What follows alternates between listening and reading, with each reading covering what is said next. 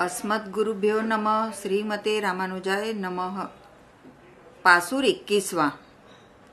श्री गोदम्बाजी नंद महल में श्री लालजी के समीप श्री स्वरूप श्री अंगों का वर्णन कर रही है। श्री जी श्री नीलाजी का भी वर्णन किया।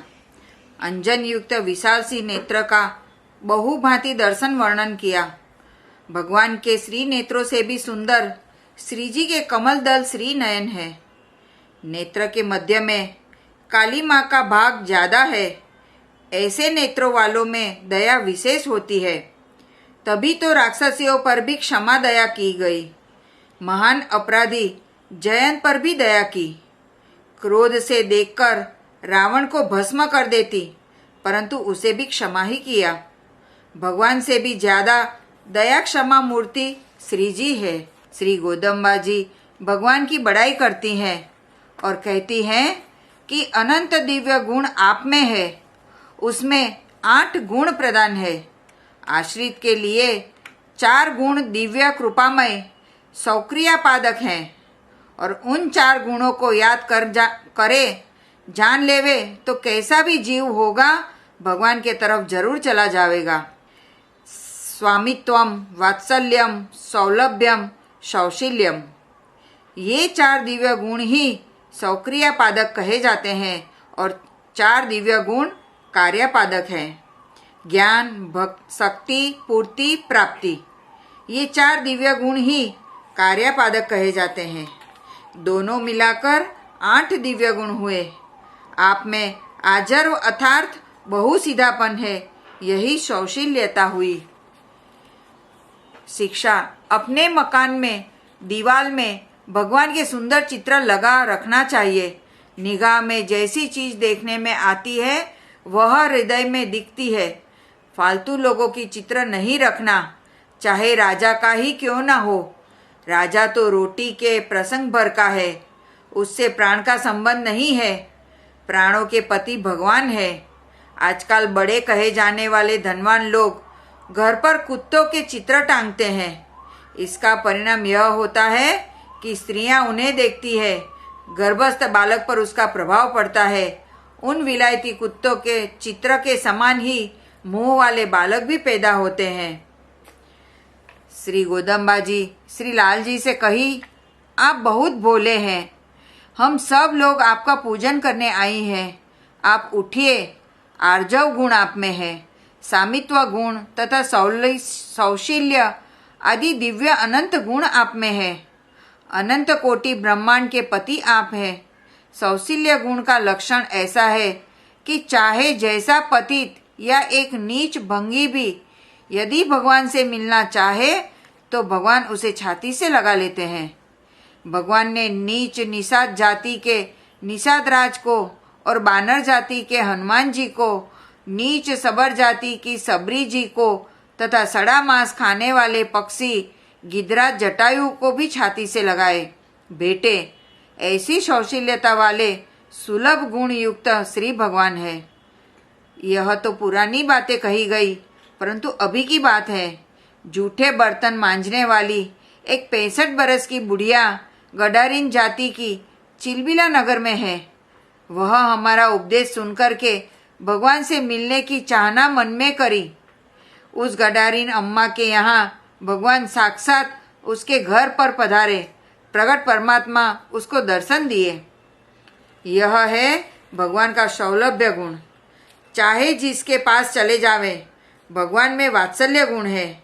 वह ऐसा है कि जैसा गाय को अपने तुरंत के जन्मे हुए बछड़े पर प्रेम होता है, बछड़े के शरीर में लगे हुए मल रूप दोष को गाय स्वाद से चाटकर खा जाती है, जीभ से चाटती है और अपने बछड़े के पास किसी मनुष्य को नहीं आने देती।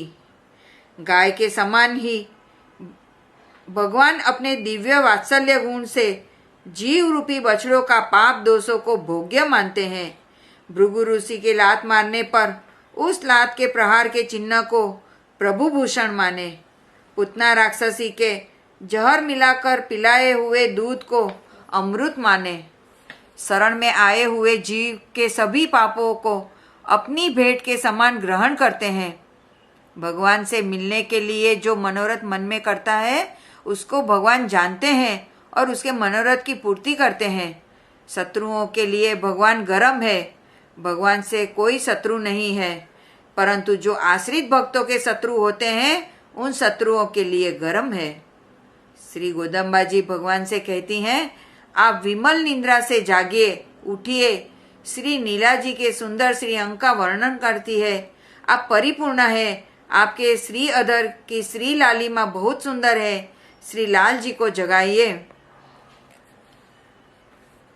महर्षि जी ने अपने मनुस्मृति धर्मशास्त्र में कैसा सुंदर उपदेश बताया है। उसमें लिखा है कि जो लोग अपने माता पिता का प्रेम श्रद्धा पूर्वक सेवा सम्मान करते हैं उन्हें कोई भी तीर्थों में जाने की जरूरत नहीं।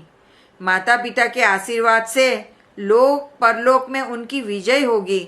थका हुआ पुरुष बाहर से घर को आता है, सुशील स्त्री है और वह प्रेम से मुस्कुराकर पति से बोलती है तो पति की सब थकावट दूर हो जाती है। ऐसे ही पत्नी चाहे जितनी काम करके थकी हो और यदि उससे पति प्रेम पूर्वक संभाषण करता है तो वह स्त्री सब तकलीफ भूल जाती है। इसीलिए सदा परस्पर प्रेम पूर्वक व्यवहार करना चाहिए। इस उपदेश को न मान करके उल्टा व्यवहार करने से गृहस्थी नरक के दुख के समान हो जाती है। स्त्री और पुरुष, बेटा बहू, सेठ नौकर, गरीब अमीर, ये सब लोग यूं ही आकाश से टपके नहीं पड़े हैं, सहज में यूं ही नहीं बन गए हैं। मेघ जल से अन्न में, अन्न से रज और धातु में, एक बूंद गर्भ में, फिर 10 महीना गर्भ दुख भोग कर जन्म लेने पर छोटे बालकपने में अनंत दुख कष्ट रोग सहते हुए तब कहीं आज इतने बड़े जवान और बूढ़े हुए हैं। यह साधारण बात नहीं है। इतने बड़े होने पर भी वे लोग अभागे हैं जिन्हें कुछ भी ज्ञान अपनी भलाई का नहीं और न सत्संग सुनते हैं, तथा यदि सुनते भी हैं तो उपदेश की शिक्षा नहीं मानते हैं। श्री जी के अंश से सभी स्त्रियां हैं। यदि पुरुष लोग स्त्रियों का अपमान करते हैं और उन्हें दुख पहुंचाते हैं तो उन पुरुषों को 7 जन्म तक बिना स्त्री के ही अकेले रहकर महान कष्ट उठाना पड़ेगा। जो पुरुष लोग अपनी स्त्री को गोरी सांवली देखकर अपमान करते हैं वह उनकी बड़ी मूर्खता है। विवाह संबंध के बाद कुछ नहीं कहना देखना। सांवले गोरे चमड़े की परीक्षा तो चर्मकार लोग करते हैं। जैसा भी रूप रंग हो, पुरुष और स्त्री को आपस में सम्मान से प्रेम करते हुए समय को बिता देना चाहिए। यह जगत 4 दिन का जुटान जुटा है, सिनेमा के पर्दे के खेल के समान है। स्त्री और पुरुष आपस में खराब व्यवहार करते हैं, पर जिन पुरुषों के स्त्री नहीं है, जिन स्त्रियों के पुरुष नहीं है, उनकी हालत देखनी चाहिए। श्री गोदम्बा जी लाल जी से कहती हैं, आप श्री प्रिया जी के प्यारे हैं और लाखों गैया हैं जिनके दूध से घड़े भर जाते हैं। ऐसे उन गैयों के स्वामी श्री नंद बाबा जी के प्रिय पुत्र आप हैं। आप जागिए। आप आश्रित रक्षण करने में बहुत बलवान हैं। आप दयालु उदार हैं। एक बार दिया तो सदा के लिए दिया।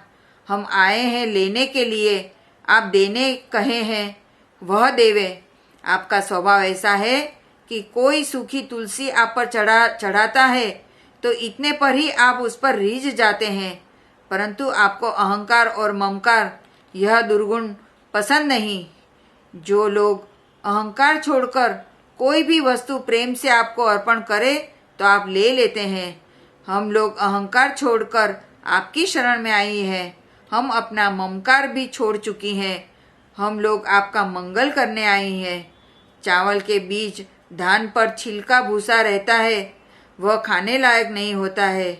वह भूसा निकाल दिया जावे तब शुद्ध चावल अन्न खाने के लायक होता है। इसी प्रकार से सभी जीवों में अहंकार ममकार रूप भूसा है रहता है। अहंकार ममकार रूप भूसा छूटा तो वह जीव शुद्ध हो जाता है। वह शुद्ध जीव कहता है, हे प्रभु, आप ही का दिया हुआ शरीर है, आप ही का सब कुछ बनाया है। आपकी बनाई चीजें, फूल, नारियल आदि में मैं भी आपको अर्पण करता हूँ। खीरानंद बनाकर आपको अर्पण करे, खिलावे। गैया आपने बनाया, घास अन्न आपने बनाया, गाय के शरीर में दूध आपने बनाया, चावल आपका बनाया, ऊख, वृक्ष, गन्ना और उससे शक्कर आप बनाए। इस प्रकार सब वस्तुओं से खीरानंद बना। वह खीरानंद आपको अर्पण किया। हम भी आपके ही हैं, ऐसा हम मानते हैं। मालिक सेठ ने बहुत सा पदार्थ दान करने के लिए, गरीबों को बांटने के लिए नौकर मुनीम को दिया।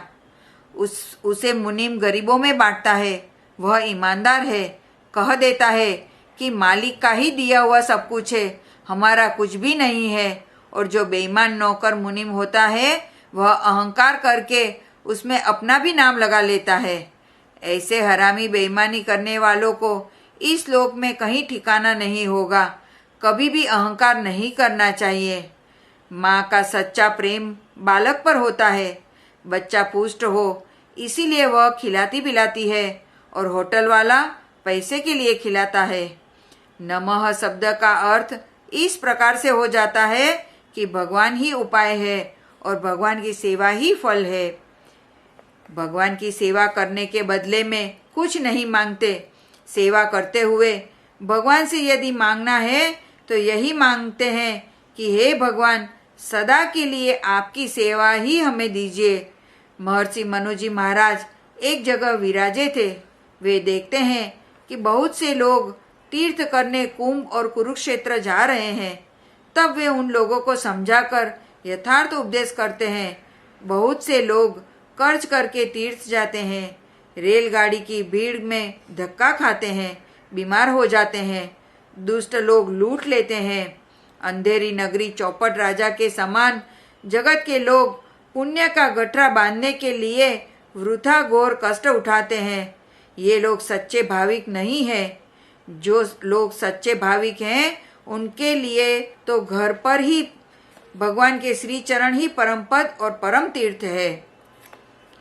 ये लोग चल देते हैं सोमवती नहाने के लिए, डंडा कुंडा बांधकर पहुंचते हैं और बाड़ा बांधते हैं। लाखों आते हैं, यह सब नाम के लिए। अहंकार ममकार युक्त ढोंग फैलाकर 5-10 दिन के बाद कहते हैं कि चंदा पट्टी कर दीजिए। 100 में 99 ऐसे ही लोग घूमते फिरते हैं। आस्तिक भावुकों की श्रद्धा उठा देने वाले ऐसे ये लोग हैं। श्री मनु महाराज उन लोगों से कहते हैं, ग्रहण और कुंभ नहाने को लोग काशी कुरुक्षेत्र मरने के लिए जाते हैं। वहाँ मेला लगता है, बहुत भीड़, नाव में लोग चढ़ते, नाव डूब जाती तो सब डूबते मरते जाते हैं। डूबकर मरने वाले भूत प्रेत ही होते हैं। जानकर क्यों भीड़ में धक्के में घुसना। यह शरीर भगवान का है। इसे इस प्रकार हानि पहुंचाने से भगवान के कानून में अपराधी हो जाएगा। भगवान की आरती होने के समय दर्शनार्थी स्त्री पुरुष बालकों को धक्का मुक्की नहीं करना चाहिए। ऐसा नहीं कि कोई गिर पड़े और पैरों तले कचर जावे और कोई मर भी जावे। तीर्थ मेलों में बहुत आदमी कचर के मर जाते हैं। श्री मनु महाराज उन तीर्थ को जाने वाले को समझाए और वे कहे कि अय लोग, तुम लोग पिता भगवान से झगड़ा कर लिए हो। अहंकार ममकार तुम में खूब भरा है। हमारा कहना मानकर तुम लोग अहंकार ममकार छोड़ दो और भगवान के शरणागत हो जाओ, तो फिर तुम्हें गंगा और कुरुक्षेत्र आदि तीर्थों में जाने की जरूरत ही नहीं रहेगी। तुम लोग फल के लिए सब कुछ तीर्थ आदि करते हो। हमारी चीज हम दान देते हैं, इसका हमें फल मिले, यही अहंकार ममकार है। उसका तुम्हें त्याग कर देना चाहिए। यह अहंकार भावना छोड़ना जरूरी है। श्री गोदम्बा जी कहती हैं, हम लोग अहंकार ममकार छोड़कर आई हैं। सभी को यह ध्यान में रखना चाहिए, जो कुछ भी भगवान के लिए करें उसे अहंकार ममकार छोड़कर ही किया करें। श्री गोदम्बा जी कहती है, दर्शन देकर श्री विशाल नेत्रों से देख लेवे, ऐसी कृपा कर देवे, बस प्रभु उनकी तरफ कृपा करके देखेंगे, फिर आगे वह कल कहा जाएगा। इस पासुर में आचार्य, आचार्य के पुत्र, आचार्य के विशेष अभिमान शिष्य, इनकी स्तुति की जाती है। जैसे आचार्य की तरह आचार्य पुत्र में भी पूज्य भाव रखना चाहिए। यहाँ पर एक गाय अनेक दूध के पात्रों को भर देती है। इसका अर्थ है यामुनाचार्य स्वामी जी जैसे आचार्य इतने महान ज्ञानी होते हैं कि उनके ज्ञान को एक शिष्य ले नहीं सकता है, परंतु अनेक शिष्य मिलकर एक एक विद्या ग्रहण करके आचार्य के ज्ञान भंडार को विभाग कर लेते हैं। दूध दो प्रकार का होता है, एक दूध जो बछड़ा पीता है और दूसरा पात्र में रखा जाने वाला दूध है। ऐसे ही आचार्य के उपदेश दो प्रकार के होते हैं, शिष्यों को दिए जाने वाला उपदेश और ग्रंथ रूप में लिखे जाने वाला उपदेश, जो पात्र के दूध की तरह अनेक दिनों तक काम में आवेगा। जैसे गाय एक घास फूस खाने वाली जानवर होती हुई भी दूसरे मृगों से श्रेष्ठ होकर अमृतमय दुग्ध, दधी, नवनीत, द्रुत एवं परम पवित्र पंचगव्य आदि देती है, वैसे ही आचार्य भी साधारण मनुष्य मात्र पतित होने पर भी अमृतमय उपदेश एवं श्रीपाद तीर्थ देने वाले महान होते हैं।